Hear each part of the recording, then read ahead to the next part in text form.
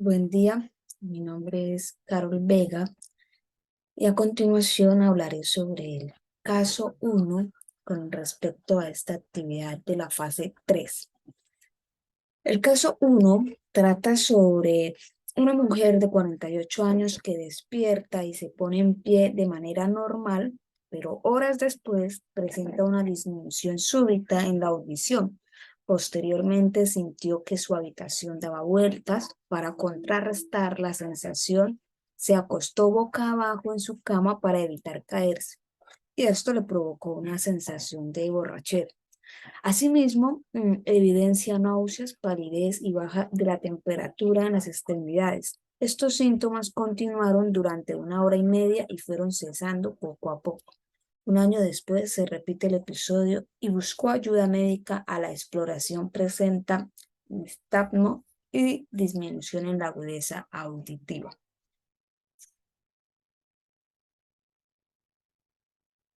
Las principales características de este caso son la disminución súbita de la audición, la sensación de borrachera, las náuseas, la palidez, la baja temperatura en las extremidades y el nistagmo, y también la disminución en la agudeza auditiva.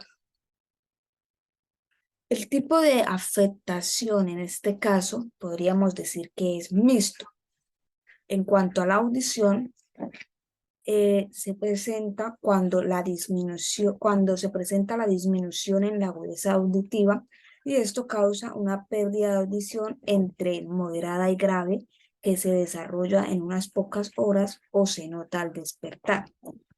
En el caso de la visión, el nistagmo, que fue lo que vimos que presentó esta paciente, es causado por anomalías de funcionamiento en las áreas del cerebro que controlan los movimientos de los ojos.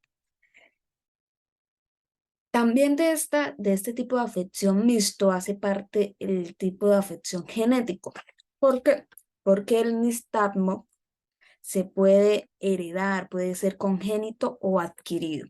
También a este tipo de afección se encuentra el motor, ya que es signo de posibles anomalías neurológicas del desarrollo infantil, oculares o del sistema motor.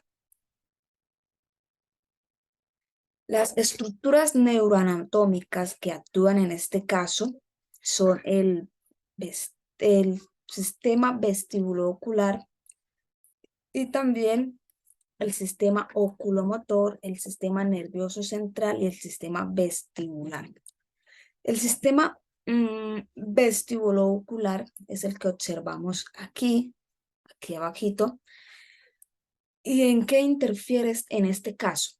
El nistagmo aparece cuando hay una alteración desencadenada por las modificaciones del mecanismo que mantiene la posición ocular de fijación bifoveal, estímulos visuales y cerebrales. Esto en el caso del sistema vestíbulo ocular.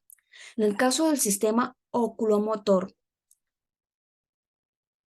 que es este que observamos aquí, la inestabilidad de los movimientos oculares es la que afecta en este caso. Tenemos también el sistema nervioso central, que es el que observamos aquí. Cuando el ojo se convierte en una posición extrema en la órbita, la fascia y los ligamentos que suspenden el ojo ejercen una fuerza elástica para volver a la posición primaria.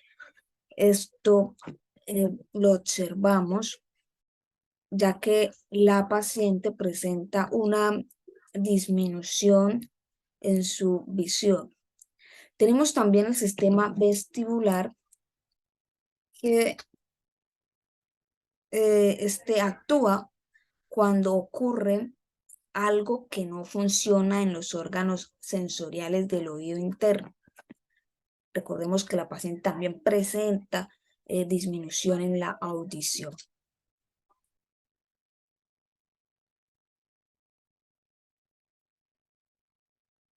El posible diagnóstico que se le puede dar a este caso es la impresión diagnóstica que se le puede dar a este caso es la pérdida de audición, de la pérdida de audición súbita. La pérdida súbita de audición mm, es comúnmente conocida como sordera súbita, y esto se produce como una pérdida rápida e inexplicable de la audición, ya sea de pronto en el transcurso de unos días. Esto lo vimos que cuando ya se levantó empezó a sentir estos síntomas, pero no fueron constantes, se presentaron después. Nuevamente se presentaron después los síntomas. La sordera súbita ocurre porque algo no funciona en los órganos sensoriales del oído interno. La sordera súbita también frecuentemente afecta solo a un oído. Los signos o los síntomas de esta pérdida de audición súbita es si se tiene una pérdida de al menos 30 decibelios. Los decibelios son una medida de la intensidad del sonido en 3 frecuencias consecutivas en menos de 72 horas, por ejemplo. Una disminución en la audición de este tipo podría hacer que una conversación suene como un susurro. Los pacientes pueden tener cambios más sutiles y repentinos en su audición, y su diagnóstico puede incluir otras pruebas. La sordera súbita también es la pérdida de audición entre moderada y grave que se desarrolla en unas pocas horas después de despertar. Lo que observamos en este caso con esta mujer que despertó y empezó a tener estos diferentes síntomas. El tratamiento para este diagnóstico, para esta pérdida de audición súbita, son los corticoesteroides, sobre todo cuando no se conoce la causa. Los esteroides se usan para tratar varios problemas médicos, y la función de ellos es reducir la inflamación y la hinchazón y ayudar al cuerpo a combatir enfermedades. Otro tratamiento que se le puede dar a esta enfermedad, a este diagnóstico, es que la pérdida de audición, que es grave, no responde al tratamiento y ocurre en ambos oídos. En este caso, el médico puede recomendarle que use audífonos. Esta sería la otra opción. Recordemos que en la pérdida de audición súbita, solo un oído es el que se ve afectado, pero en caso de que se afecten los dos oídos, ya sería el médico quien recomendará que use audífonos, o incluso que reciba implantes cocleares para estimular directamente las conexiones auditivas en el oído que van al cerebro. Muchas gracias por su atención. Hola, mi nombre es Carol y voy a realizar lo que es la exposición del segundo caso. Listo, entonces el caso dice, se acerca a consulta psiquiátrica un adolescente de 17 años remitido por medicina general acompañado de su padre, el cual alude que presenta conductas inusuales, cambios de humor, se enoja con facilidad, presenta temor, se siente nervioso y deprimido, y en los antecedentes clínicos estuvo en rehabilitación hace un año durante 3 meses por consumo de drogas alucinógenas, y como antecedentes familiares su mamá de 50 años estuvo anteriormente en tratamiento psiquiátrico por depresión.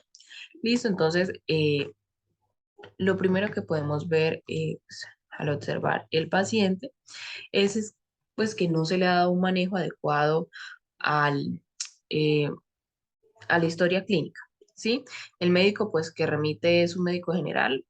Esto evidencia que el caso se dejó sin atención psicológica desde antes de la rehabilitación. Entonces, este proceso no ha tenido un acompañamiento que sea justo o que sea bueno para poder llegar a lo que es la afección, ¿sí? Entonces, tuvo que tener lo que es una continuidad, un seguimiento con áreas de psicología y psiquiatría, y además pues embriología. Listo, entonces el paciente lo que está mostrando es un cuadro de ansiedad y depresión sumado pues a lo que es el síndrome de la abstinencia, ¿sí? Debido a que ha entrado a una rehabilitación. Cabe mencionar que pues es necesario analizar los alucinógenos a los que pues él se expuso para pues darle lo que es la respectiva asignación de pues el diagnóstico, ¿verdad? Entonces aquí eh, podemos tener lo que cambiaría pues alguna intensidad, ¿sí? Y algunas acciones pues eh, cambiarían debido a la sustancia. Eh, Otro aspecto importante sería en el análisis, en el antecedente citado de depresión de la madre del sujeto, ¿sí? Entonces, pues el hecho de que la madre tenga el diagnóstico de la depresión, pues hace que el individuo tenga más probabilidades a desarrollar lo mismo, que es la ansiedad, la depresión, y pues tendrá mayores dificultades para poder controlar lo que es el temperamento. Eh, para este diagnóstico, su componente más que todo es genético, ¿sí? Y el paciente además ha estado sin tratamiento. Entonces es necesario pues tener lo que es todo una red de apoyo para poder tener un soporte ya sea psicológico y familiar para lograr el proceso del mejoramiento en el joven, ¿sí? Adicionalmente, pues también la idea es que él se incluya en esto y que él realmente quiera llegar a lo que es un acompañamiento, que él se deje acompañar. Listo, entonces los datos que se refieren son normales que se presentan en estos casos son la irritabilidad, problemas de conducta, estado de ánimo variable, más hacia el agresivo y melancólico, inquietud o ansiedad, trastorno de sueño, cambios de conducta alimentaria, pensamientos automáticos negativos, autolesiones, pensamientos suicidas, experiencias de dolor. En cuanto a los signos del médico tratante, encontrará cambios en lo que es el aumento de la presión arterial, aumento de la frecuencia cardíaca, sudoración excesiva. ¿Sí? Ya desde un punto de medicina preventiva se entregarán aportes para implementar cambios con respecto a que se debe tener técnicas de relajación, trabajar en el desarrollo de la personalidad, practicar algún deporte o tener un hobby, tomar agua, alimentarse bien y tener una vida saludable.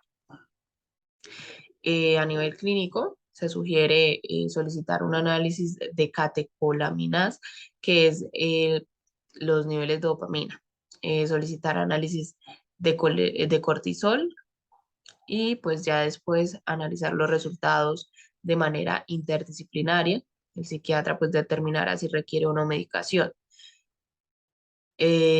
Con respecto al caso, podemos anotar que se nombran las hormonas comunes y las estructuras que interfieren en el proceso del paciente eh, son los diversos sistemas del tálamo, la glándula pineal, sistema límbico, ganglios basales, sistema nervioso central y sistema nervioso periférico, ¿sí? El sistema endocrino.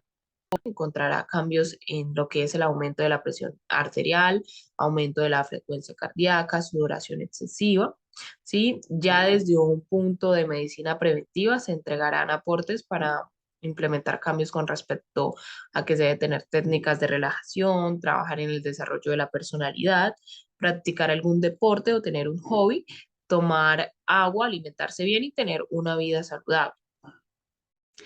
A nivel clínico, se sugiere solicitar un análisis de catecolaminas, que es los niveles de dopamina, solicitar análisis de cortisol y pues ya después analizar los resultados de manera interdisciplinaria.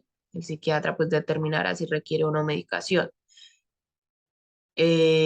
Con respecto al caso, podemos anotar que se nombran las hormonas comunes y las estructuras que interfieren en el proceso del paciente eh, son los diversos sistemas del tálamo, la glándula pineal, sistema límbico, ganglios basales, sistema nervioso central y sistema nervioso periférico, ¿sí? El sistema endocrino.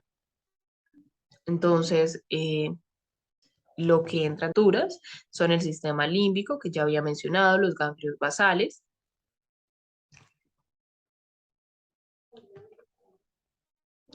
y pues estos son los componentes para lo que es este caso. Listo, entonces continuamos con nuestra compañera. Buenas noches, profesora Diana Jimena. Presentan esta exposición Carol Vega, mi compañera que hablaba anteriormente, Carol Angulo, mi compañera que hablaba anteriormente, Carol Vega que va a presentar el caso 1, Luisa Suárez que va a presentar el caso 3 y yo, Jessica Joana Escobar, que voy a completar el caso 2. Bueno, en este posible caso vemos un diagnóstico de depresión endógena. La depresión tiene muchas causas, factores químicos, como veíamos que esta persona igual tenía consumo de drogas, factores psicosociales, también hay factores genéticos. Los factores genéticos están muy marcados y localizados en los cromosomas X4, 5, 11, 18 y 21. Eh, ahora, tenemos que tener en cuenta que se causa alteración en los neurotransmisores y que se genera niveles anormales de serotonina. La serotonina es muy importante porque ejerce una acción en lo que es la conducta y las secreciones endocrinas, funciones cardíacas en el ciclo del sueño, es decir, en los ciclos circadianos. Parte de la serotonina se genera en el RAFE, que se localiza en la línea media del puente y el bulbo raquídeo, estructuras que forman parte del tallo cerebral, y también parte se genera en la parte intestinal. La serotonina es producida a partir del aminoácido triptófano, el cual es transportado del cerebro y debe competir con otros aminoácidos para llegar de manera exitosa al cerebro. También se ve influenciado por la producción de la noradrenalina. La noradrenalina envía acciones a las estructuras límbicas, incluyendo la amígdala y la formación hipocámpica y la corteza prefrontal. Esta actividad aumenta lo que es la vigilia y en episodios de estrés, es decir, en estrés crónico, genera depresión reactiva. La carencia o desequilibrio de este neurotransmisor junto con la serotonina puede ser la causa de una psicosis depresiva. Por ello, la tiroxina es indispensable para la síntesis de la noradrenalina. También vemos al neurotransmisor de la dopamina. Este es inhibitorio y participa en todos los estados de alerta y se deriva, al igual que la noradrenalina, o usa la misma vía de la noradrenalina y también utiliza la tiroxina. Ahora, ¿cómo se trabajaría este diagnóstico, el cual hablamos que es un diagnóstico mixto? Tendríamos que trabajar en conjunto en un trabajo psicológico, aparte de hacer todos los exámenes, de lo cual mi compañera ya se había pronunciado los exámenes que habría que hacer. Se trabajaría en regular la serotonina, incluyendo en su terapia mandar probióticos para mejor absorción de esta. Se complementaría con triptófano. Se pondría cuidado especial en su alimentación para que consuma alimentos ricos en tiroxina, como productos lácteos, legumbres, frutos secos, semillas, plátano, aguacate, pescado, omega 3, soya, y complementaría con terapias de mindfulness o meditación.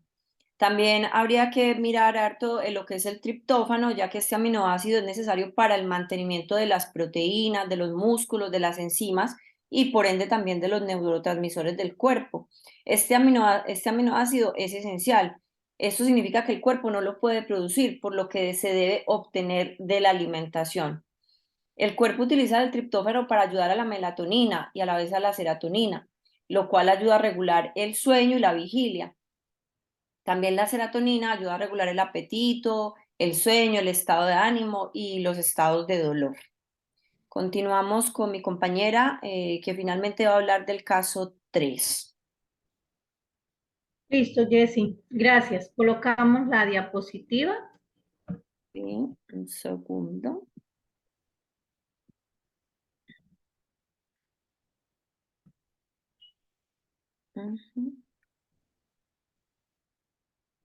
Ahí tienes la diapositiva. Bueno. Con respecto al caso 3, que se menciona un hombre de 35 años que se acerca a consulta porque está presentando espasmos en pies, en manos, tropezones, dificultad para escribir, además de cambios de humor, además tiene problemas para tomar decisiones. Como antecedentes, pues afirma haber sido fumador y haber prestado el servicio militar. Realmente lo que podemos observar es un caso que llama mucho la atención, pues lo que refiere este paciente pueden ser síntomas de Parkinson, que sabemos que es una enfermedad neurodegenerativa del sistema nervioso central, cuya principal característica es la muerte de neuronas. Se presenta, inicia en una parte del cerebro y esta muerte de neuronas se va abriendo paso hasta que cada vez va afectando más zonas y haciendo que el paciente vaya teniendo un aumento en los síntomas. Este proceso se dispersa, como les digo, por todo el cerebro. A medida que va pasando el tiempo, genera mayor afectación y pues no puede realizarse la sinapsis adecuadamente. Por esto es claro que las personas no pueden tomar decisiones acertadas. En el caso que se refiere, se ve que hay ya una afectación a nivel motor, que es uno de los síntomas más característicos de este tipo de enfermedades. El paciente refiere que tiene espasmos en manos y pies, se ve afectada su movilidad. Además, refiere que está teniendo problemas al caminar, se tropieza con facilidad. Entonces nos lleva a definir, a acercarnos un poco más a este diagnóstico.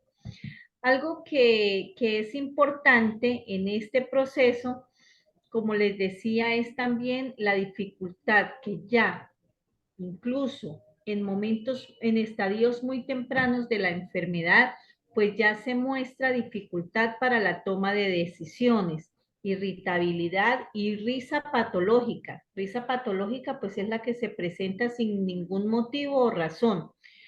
En cuanto a la zona afectada inicialmente, de acuerdo a lo que refiere, sería el lóbulo frontal. Nuevamente entra en escena los neurotransmisores. Hace poco Jessy los nombraba. Los neurotransmisores son absolutamente importantes en todos los procesos de sinapsis y en esta enfermedad no es un caso diferente. Se va a dar también por bajos niveles de dopamina que se produce en el hipotálamo y que aporta en el proceso de sinapsis. La sustancia negra también está involucrada en el proceso de la producción de dopamina que hace aportes a las respuestas motoras. En la diapositiva que tiene Jessy puesta en la pantalla, pues se observa en la parte, en la segunda parte, se observa un corte de la parte media del cerebro donde es visible una porción de la sustancia negra. Acá tenemos cómo se evidencia de manera normal al hacer una imagen diagnóstica a través de una resonancia magnética nuclear. Obviamente no se ve de esta manera, pero pues tenemos una imagen que nos permite hacernos una idea de la realidad. Acá se observa que hay una cantidad mucho más marcada de sustancia negra que lo que se ve en la parte inferior, donde se puede ver con claridad que hay una total disminución de esa sustancia. Entonces, ¿qué es lo que se hace normalmente? Pues el neurólogo remitirá los análisis correspondientes, que inicialmente serán resonancias magnéticas nucleares. Lo remitirán también a endocrinología, porque hay que verificar los niveles de neurotransmisores. Psicología no puede faltar en este proceso, yo diría que en ninguno, pero en procesos tan difíciles como es el Parkinson y además a edades tan tempranas, porque si analizamos en el caso, el paciente que consulta es un paciente con una edad está muy joven, pues el apoyo psicológico va a ser vital y este apoyo psicológico es necesario tener en cuenta que no puede ser enfocado solamente hacia el paciente, sino hacia toda su familia, porque esto realmente, este tipo de patologías genera realmente un cambio y una afectación en la dinámica familiar.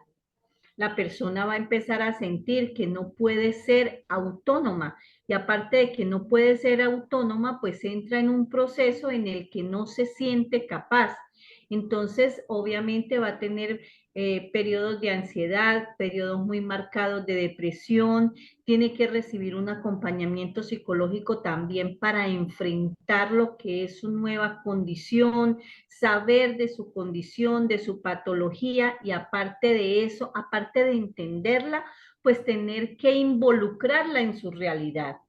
Y todo su núcleo familiar tiene que aceptarla y tiene que integrarla y tienen que hacerse ajustes a a ese modelo de vida que tenga el paciente. Por eso el área psicológica es tan importante en el acompañamiento de cada uno de los pacientes y no solamente con enfermedades del sistema nervioso, sino con enfermedades a nivel fisiológico de cualquier tipo. Se realizará, como decía, pues un acompañamiento al paciente, un acompañamiento a la familia, para que se pueda entender la enfermedad, vivir con ella y hacer los ajustes necesarios. Estará siempre presente en el proceso, pues el acompañamiento psicológico, el médico dará la orden de medicamentos porque tienen que hacer algunos ajustes, tienen que hacer ajustes con medicamentos. Obviamente nuestro paciente tendrá órdenes para terapias de habilitación y rehabilitación porque el proceso hará que pierda sus habilidades normales. Y vemos acá que vamos a mirar algunas de la sintomatología que se presenta.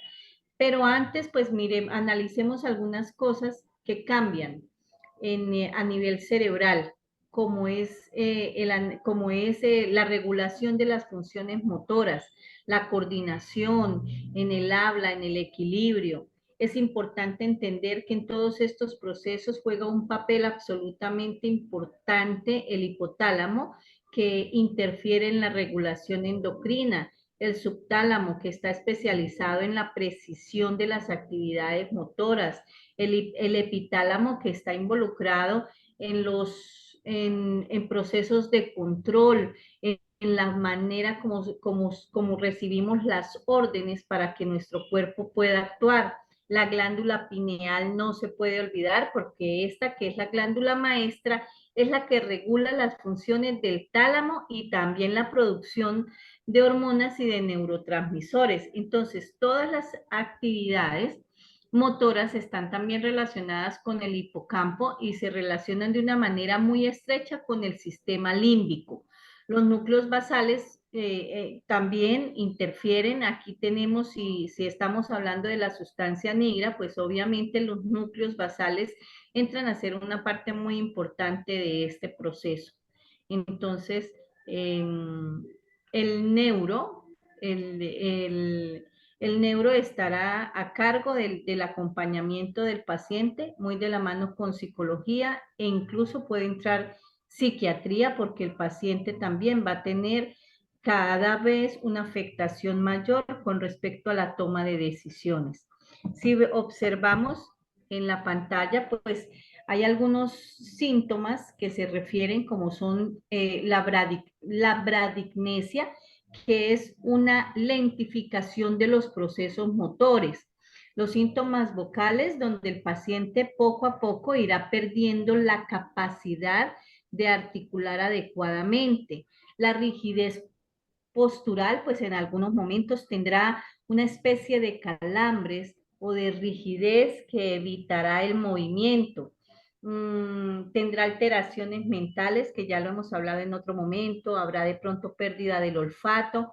¿Por qué pérdida del olfato? Hace un momento hablábamos de que hay una gran relación con todo lo que es el sistema límbico, con todo lo que es el hipotálamo. Entonces, por ahí se presenta obviamente afectación de los nervios craneales, entonces hay pérdida del olfato.